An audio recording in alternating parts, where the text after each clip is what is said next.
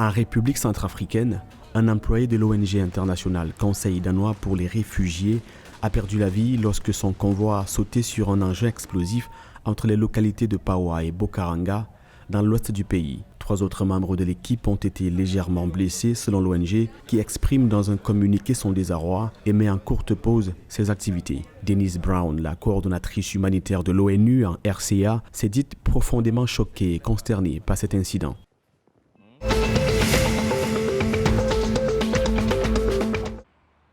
Selon le document de cadrage macroéconomique et budgétaire 2022-2024, le gouvernement du Gabon a un projet de mettre en place un cadre de fiscalité verte en rapport avec les énergies renouvelables. Ainsi, la stratégie adoptée par le gouvernement se décline au sein du cadre national de financement intégré. La budgétisation verte permettra de consolider les bases d'un développement durable.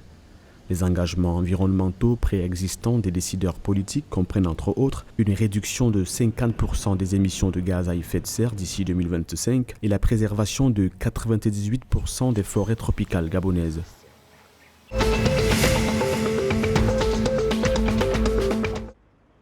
Le traitement de la dette du Tchad par ses créanciers privés est indispensable à son redressement économique, selon une déclaration du directeur du département Afrique du Fonds monétaire international. Abébé Sélassié relève que la dette du pays n'est pas jugée viable.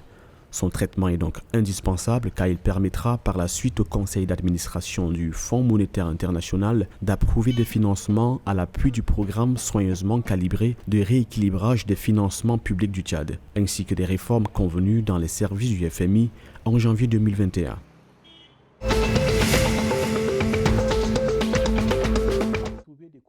Ousmane Diagana, responsable Afrique centrale et de l'Ouest de la Banque mondiale, est attendu en zone CEMAC où il visitera notamment le Cameroun et la République centrafricaine. Son passage au Cameroun est prévu sur la période allant du 12 au 15 septembre 2021 et la deuxième étape de son voyage se poursuivra en Centrafrique du 15 au 17 septembre. Le programme de visite prévoit des rencontres officielles, des discussions avec la société civile et les partenaires au développement.